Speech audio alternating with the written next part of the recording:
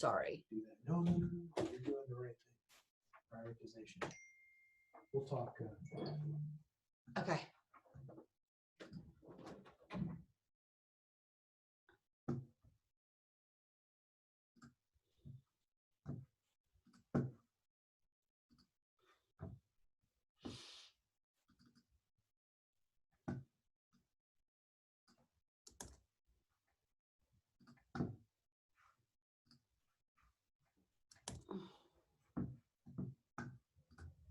Waiting room.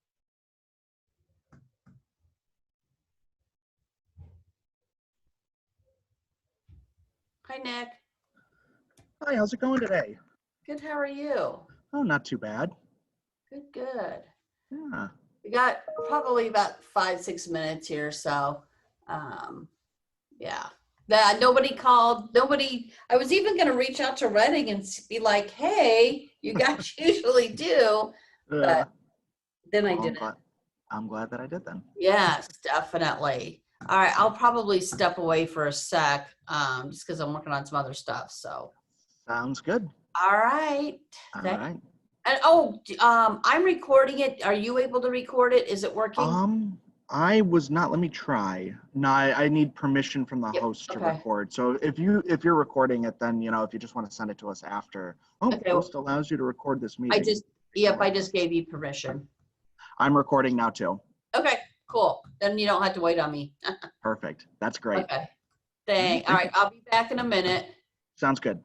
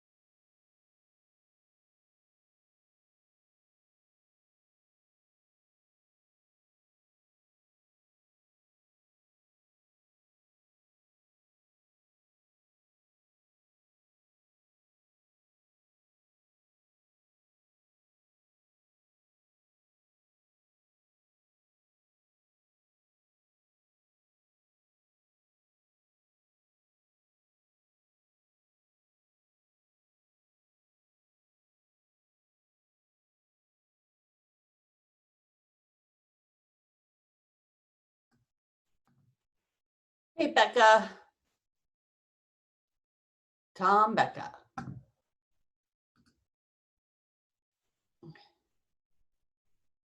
Oh, okay. There you go. There we go. How are you? Hey. Do you need permission to record, Tom? Or is it letting you? Let's let me record. Okay, cool.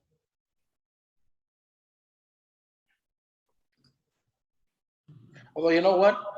I'm on my cell phone on this one. Let me go to my laptop and I'll dial back in and record. Okay, on that because one. I am recording it too, so I can always send you the link to it, if something doesn't work right, but That'd probably be easier if you could send me the link. okay. If you could do that, that'd be great. Thank you. I suppose you're asking a lot. I know I'm a pain in the ass, but that's my job. Hey, Brian, how are you? I'm good. How are you doing, Danielle? Good. Do you need, I just put allow record in case you want to record it yourself. Yeah, I'll record it on this end. Okay. I can do that kind of thing, unlike Tom. I can do it. I just don't want to. That means he has to get up, and get out of his seat. God, you guys are such a pain in my ass. Why do I put myself through all this? It might spill the scotch. Hey, Don Walton, welcome. Do you need permission to record?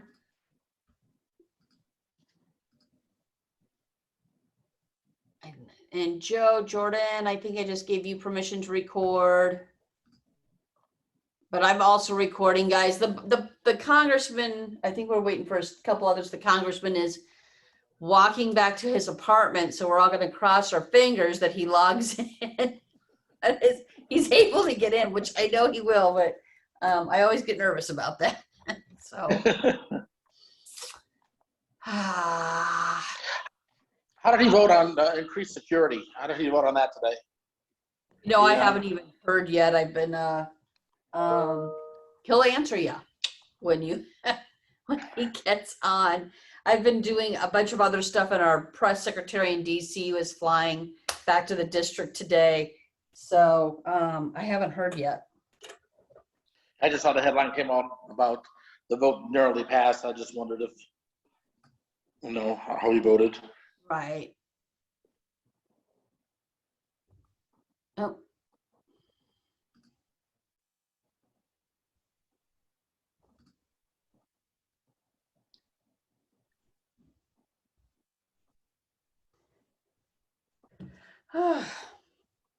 It was the which one? I'll text the. Whoa. Why am I echoing? I think I'm done. What was it again, Tom? It was a vote on increased security for the Capitol. The Capitol? Yeah, I just saw the headline came down. Washington Post had the headline, so I'll text him by now.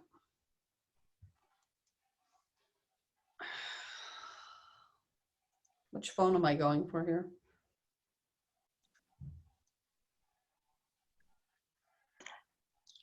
it was evidently a pretty big spending bill for security. Oh, I'll do this in.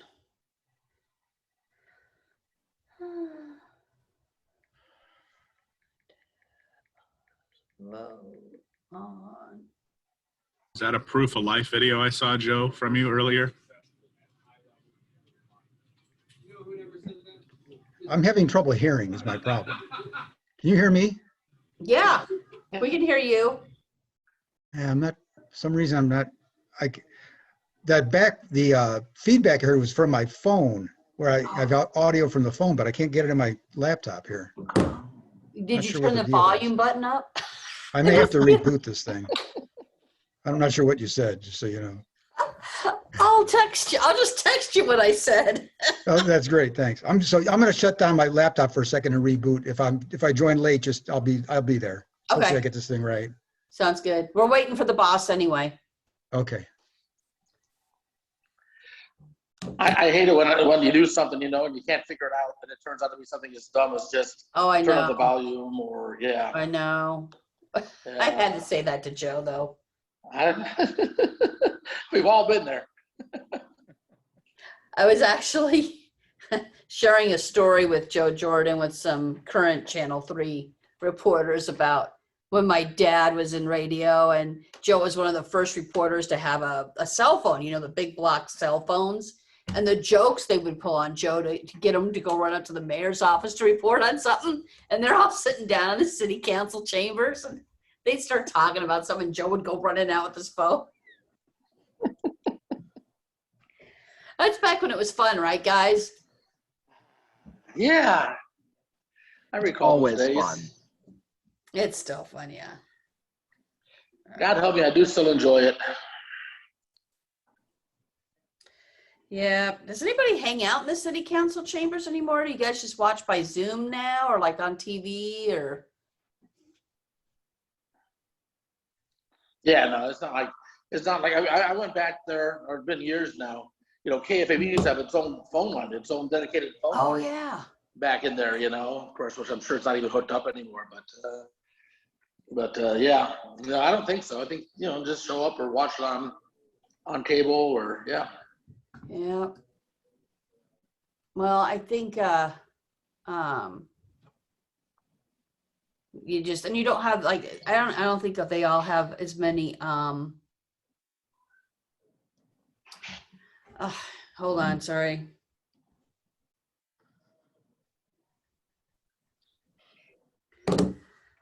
I gotta resend it. He's on. There's, I don't think you see, like, let's be honest, newsrooms, I don't think your teams are as big as you all used to have, whether it's radio or TV or whatnot. So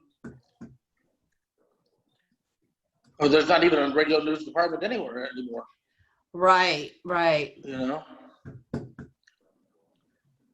Okay, hold on, guys. I'm just sending him the link because he's actually at home and gonna do it on his personal laptop. So I'm just gonna send him the info.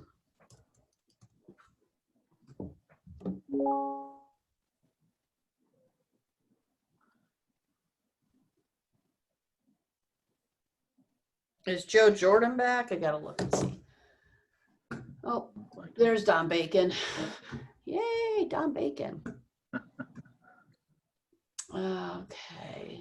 Hey, it's Don Bacon. I'm just trying to get my link on my laptop so I can talk to you easier versus my handheld.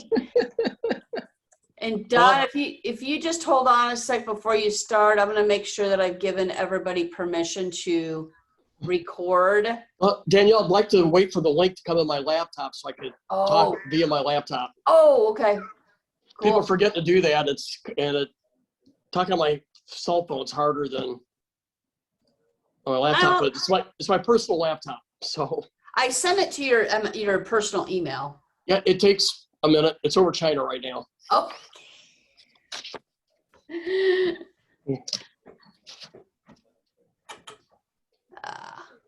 But I think I've gotten everybody else good to go to record if they want. I don't know. It's kind of, hey, we can see the pictures on your wall though, boss. That's kind of fun. Well, we can just go do it. I just prefer on my laptop. So let's No, I agree. send it to my personal when I'm back at the apartment, but it's all good. If you guys don't mind waiting another minute or two while he gets that, are you guys good with that? Okay. I can just go on this too. It's all right. It's just easier. I got to hold it. I know. It should be there soon. I mean, I don't mind waiting simply because it'll probably be a little bit, more stable video. Yeah. Yeah, that's a good point. Then we don't Well, have why to look take at it your so long? nose hairs. We don't have to look at your nose hairs either, Congressman. I've been trying to trim. It's weird. I'm getting less and less hair, but hair where I don't want it either. Okay, I got it. Just came in. Oh, good. I'll turn off this. Okay. Yay. I'm going to turn off my camera because last time we did one of these, somebody was live and a friend of mine's like, hey, I saw you bopping around on screen to screen. So you don't need to look at me. So there you go. And he's okay. Don Bacon should be there. There we go. Okay. Hey, thanks for your patience, guys. We don't see it yet. I just walked back to my apartment. I'm getting ready to go to the border. Hold on. Got about 30 minutes here and head down to El Paso. Hey, boss, is your camera on? Is my camera on? Yeah, because I'm not seeing you. Ah, crumb. What's going on here? You know There. what? It's like I gotta fix my camera. It just on its own decided to use a different setting. We'll go to video settings. How's that sound? I love technology. Yeah. Lord only knows why I just did that. I've used it this morning, and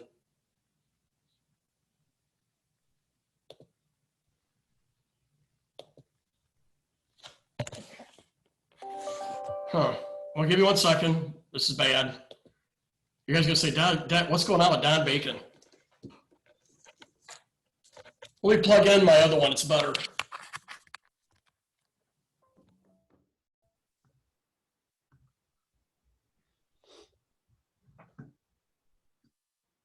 Is this better? Yay! Much better. All right. So after the congressman's done talking, if you guys want to speak, just like message me and I'll call on you.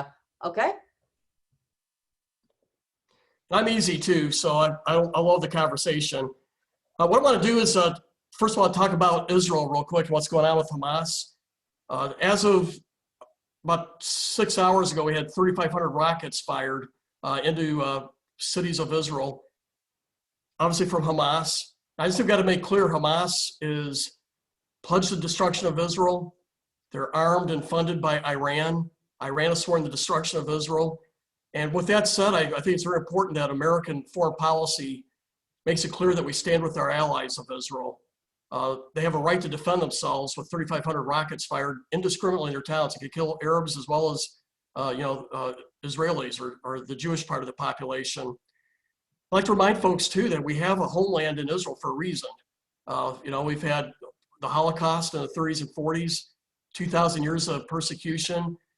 They need a safe haven for Jews all over the world that have been persecuted, and it's our moral obligation to stand by that. When it comes to Joe Biden, I want to commend the fact that he just recently did a $700 billion arms sale. There was some debate within the Democratic Party to delay it, but I think they've moved on. I think that's important. And there is some split within his party. You got the Bernie Sanders wing and the AOC wing that would want to side with the Palestinian side on this. And it's my hope that Joe Biden stands by Israel, and he has thus far. And so I want to compliment that. I just hope he holds firm. I'd like to see this being a bipartisan issue where you have Democrats and Republicans supporting our ally, because once it becomes Republican versus Democrat, I think as Israel gets to launch, will suffer the consequences. Okay, yesterday we voted on the January 6th commission. And I will tell you, it's a strange turn of events. The Republicans had a bill in late January and early February that had a 50-50 commission. By the way, it looked almost like what we voted on yesterday. And that was our position. And leading up until like 2 weeks ago, Speaker Pelosi opposed those provisions. She wanted a Democratic majority on the commission. And in the last week or so, the Democrat side conceded and went and embraced all those measures. And then on our side, we moved the goalposts, and I think it was wrong. So I decided to stick with what our position was. I think you should negotiate in good faith. This is a 50-50 commission. I think that's fair. And the majority has to decide on subpoena power, and the majority gets to hire, which means it has to have consensus. You have to have some Republicans to do the hiring and do subpoena. And so I just think it was a fair arrangement that was worked on the Homeland Security with the chairman and the ranking member. And more broadly, we had a failure of security on January 6th. I know our security forces, our law enforcement worked hard, but they were not well supported. There could have been reinforcements could have brought in. There was a lack of planning, lack of preparation. I even knew it was going to be a bad day. I remember talking to them on January 5th and the 6th, saying, hey, there's going to be 500,000 people here protesting. Are we ready?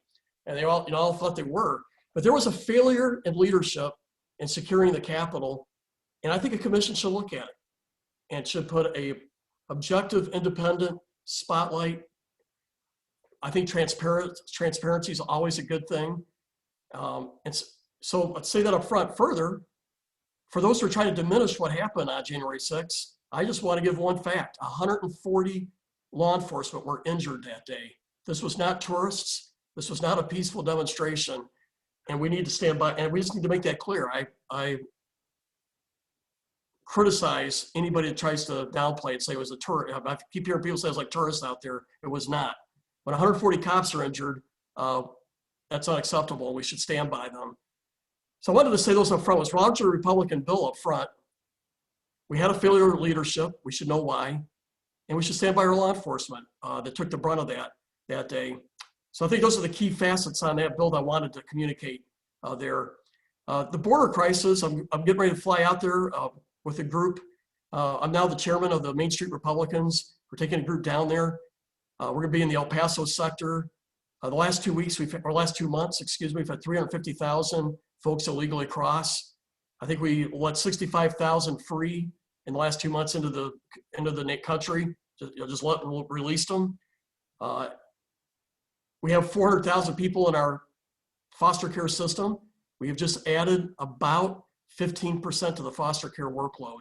And it's already stressed as it is. As you know, I'm a 2-time foster parent.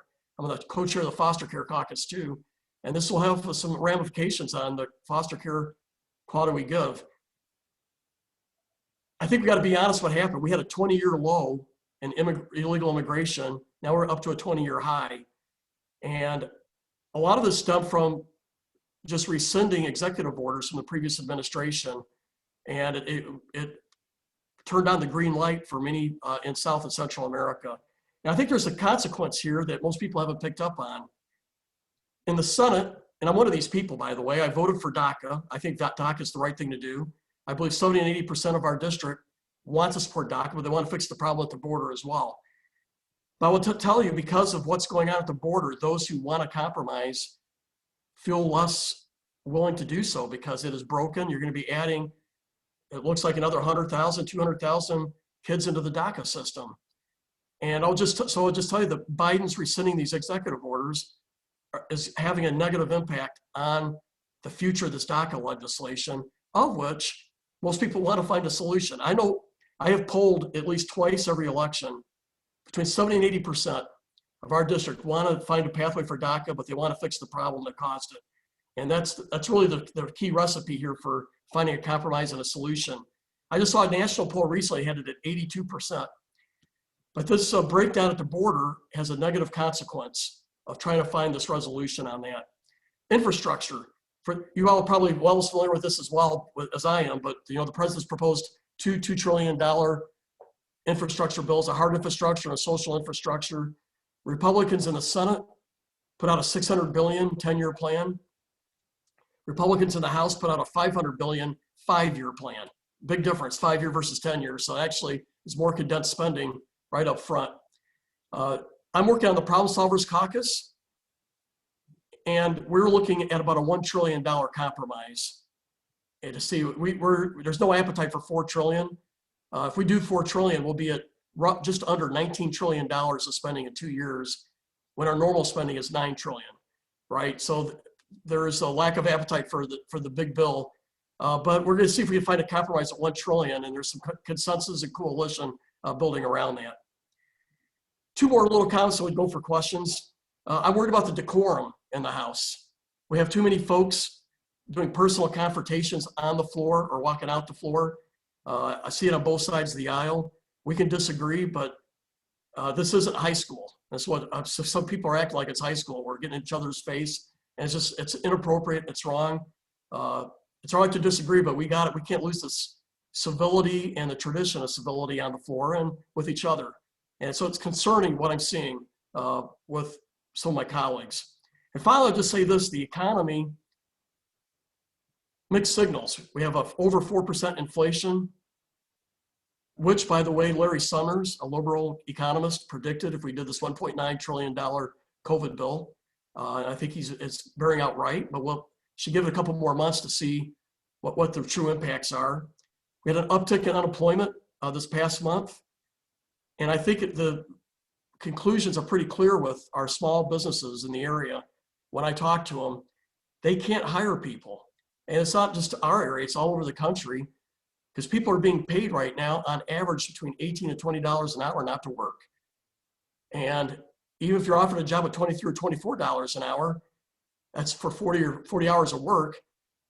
People are getting paid 18 to 20, depending on states, to not do so. So there is a disincentive right now, and it's hurting our ability to reopen up the economy.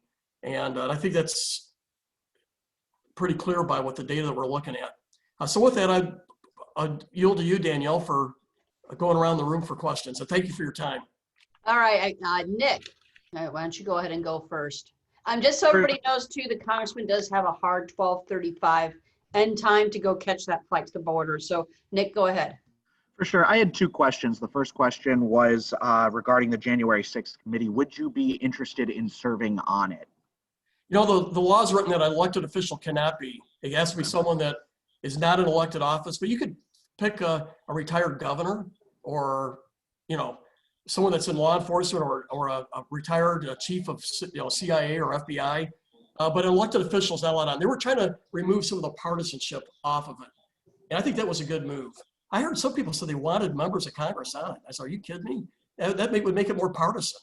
And I think we should divorce elective politics from those on the commission itself, so they can just be an objective, independent group. And that's what we want. For sure. And then the second question was regarding the border. The fact that all it took to kind of kickstart this latest issue was just rescinding an executive order or two, does that speak to Congress's, overall inaction on the issue over the last, 20 or so years? I agree. Congress has failed. We have not been able to find a compromise.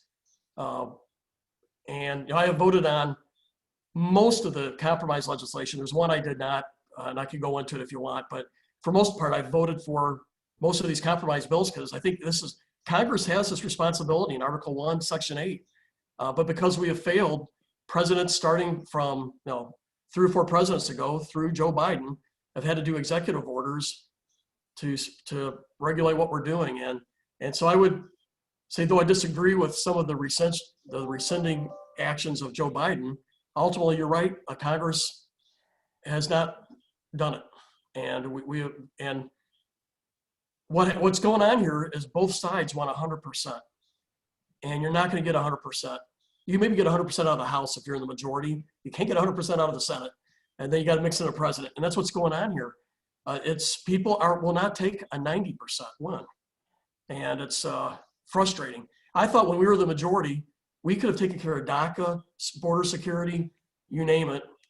And it's frustrating. We couldn't get a single Democrat on there because they said we won't vote for 1 mile of wall, even though Harry Reid voted for, Chuck Schumer voted for a wall every single time until, you got to compromise. And the president ran on it, so there was a way to give him less than he wanted, distance. So we got to get some in there, but we couldn't get a single Democrat because they had 1 mile wall, and then we'd lose Republicans on the DACA side. And so we just couldn't get to first base. We tried.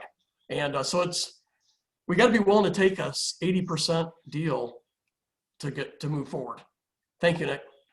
All right, next, Becca. All right, I've got 2 questions. And I one think you Tom just would have a brought up- question. Yes, I know. What are the odds? Number one is you mentioned, trying to get DACA resolved. But didn't the House and Senate actually present 2 different bills to President Trump, and he did refuse to sign both of them? You get different signals out of there on that. He initially said he would have signed the DACA bill with border wall, but you get Chuck Schumer saying that he thought the two stories didn't line up. So I don't know what to tell you, Tom. I know with us, he said he would have approved DACA with border wall funding. That's what he told us. Now, maybe in this negotiation with Chuck Schumer privately, because they both disagree with what happened. So it's hard to say. I know on our side, that's what we tried to do. At least in the House, we were in the majority. We tried to fund border wall, more judges, more infrastructure, and DACA, but we just couldn't cobble together. Well, they didn't got any Democrats because they had some border wall money. We lost too many Republicans. But I don't know really what happened privately there. Chuck Schumer claims that the president said no, but the president came out and officially said, I will vote for border wall or I'll vote for DACA with border wall. So that's what I know. Okay. Secondly, I've been asking this question. I've been hearing this for over 20 years, doing talk radio and everything. Politicians saying we've got to shore up the border. And whenever I ask them just specifically what that means, does that mean 0 people coming across illegally? 100? 1,000? What is the number? Okay, so it's this vague thing that I think politicians use to keep putting off actually solving problems like DACA. So I'll ask you, when you say secure the border, what does that mean to you? Well, I would have said that we were there. We were at a 20-year low. That's where we were at. Prior to Joe Biden coming in, and you're never going to get to 0. No doubt. You don't just have the southern border. You have northern border. You have people that actually come in here through the airports and then overstay their visas. So there's a whole array of issues here. So it's not just the southern border, but we had a 20-year low. And part of that was the president said, if you want asylum, you have to ask for asylum in your home country or in Mexico through the embassy. And you can't just if you illegally cross into America, you cannot ask for asylum legally, right? Because you have to go through the border entry point. And so he was basically enforcing that law. And so, or you can go through the embassy or through Mexico and do it. And that was probably the biggest reason, because he wouldn't let them enter illegally. He said, you can't enter. They kept them in Mexico. And Mexico agreed to do that. There was an agreement with Mexico that they would hold them, or they would incentivize them going through their embassy and say El Salvador or something. So some of these executive orders that got pulled, it opened up the doors. Well, then if we had that, ultimate, or your idea of what the border is being secured, if we had that, why wasn't anything done? Well, I voted for DACA because I think we were at that spot, and I probably still do, because I think we have an obligation for these. I can't remember the exact number, but in our own Omaha, it's about 3,000. I think it's about 700,000 overall. And they go through our schools. They go through. They've been trained here. This is the only hole they know. But I think the Senate is close to passing a DACA bill. There's enough Republicans that want to do it, but there's enough of them too that hear what I hear.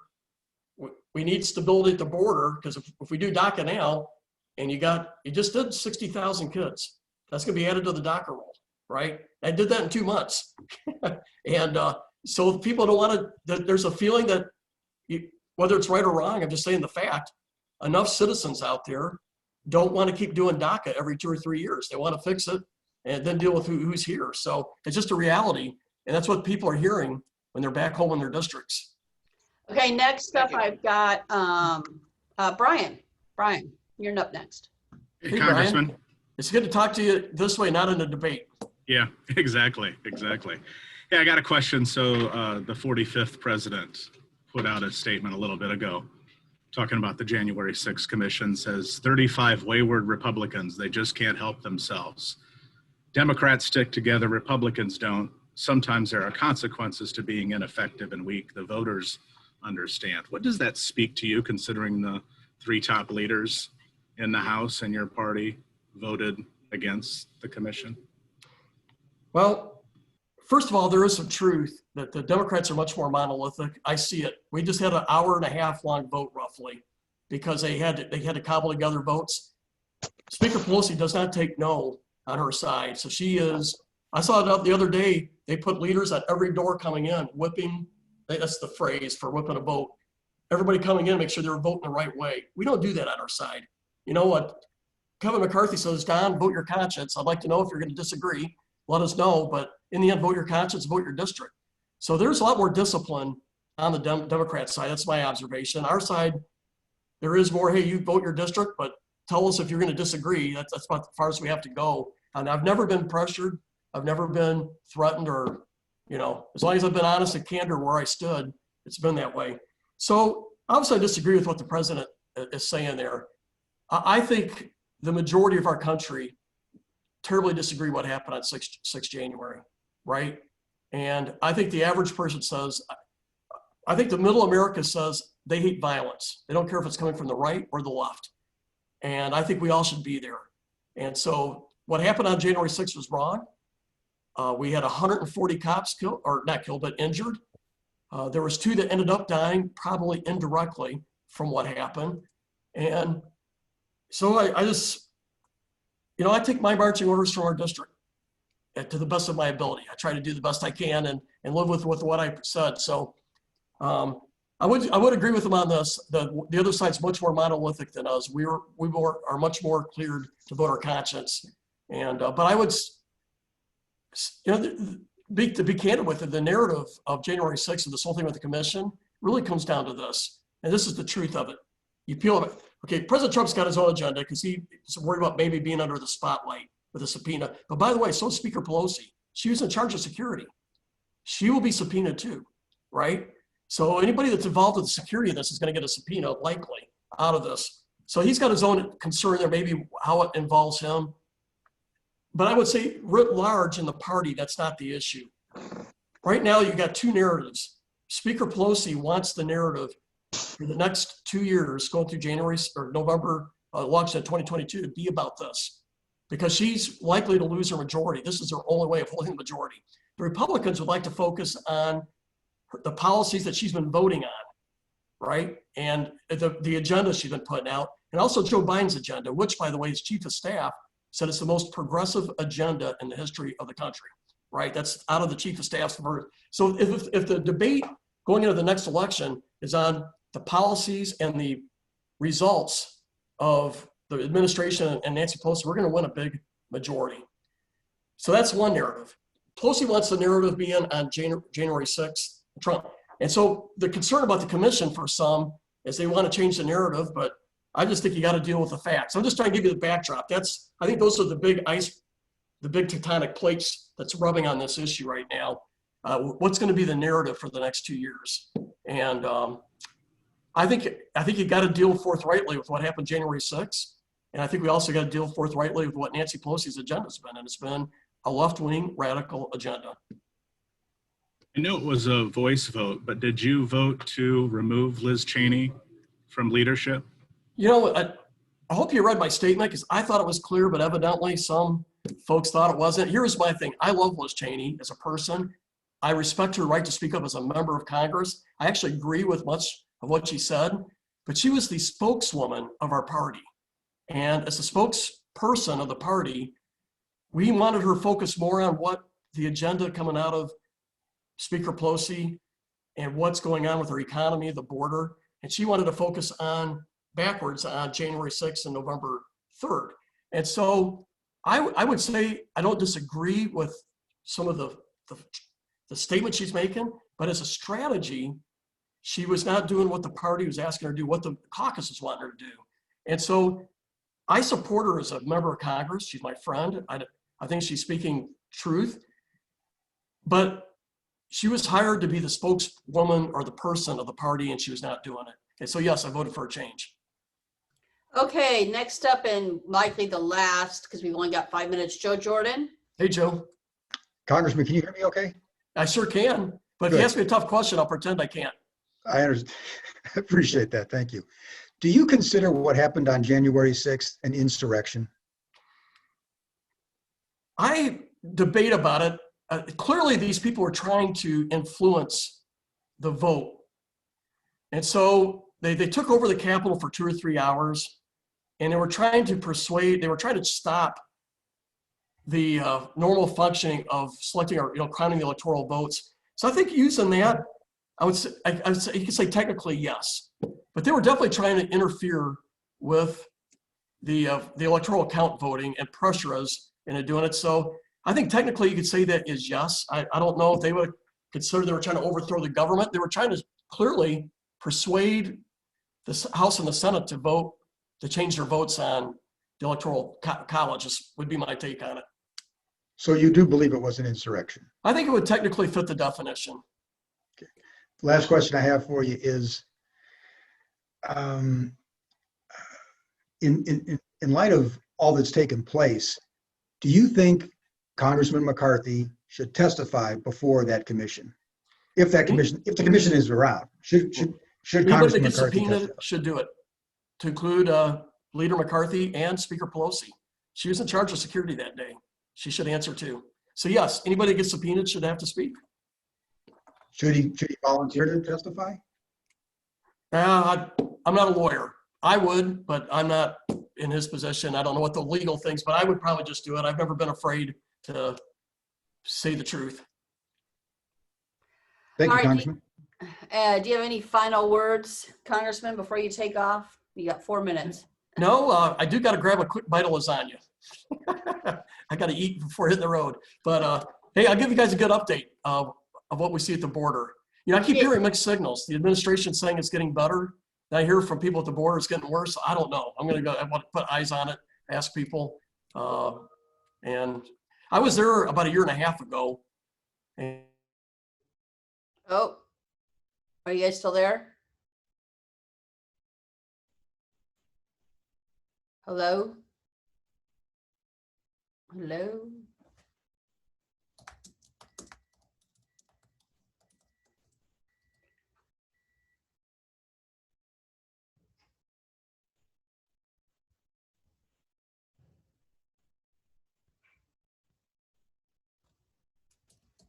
control.